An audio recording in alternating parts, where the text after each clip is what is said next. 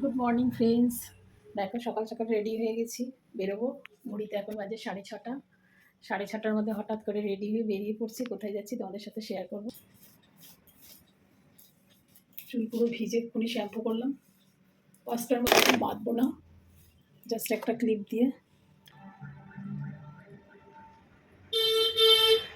শুধু একটু লিপস্টিকই দিলাম।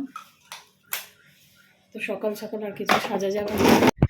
তো দেখো একদম রেডি হয়ে গেছি, এখন রিক্সা করে যাব ছেলে আর আমি।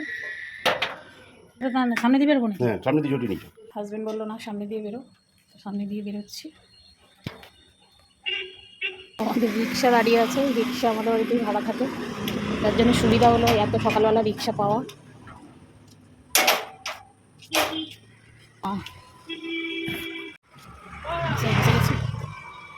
চলো শেয়ার করবো কোথায় আমরা যাচ্ছি সেটা তোমাদের সাথে। জলের বোতলটা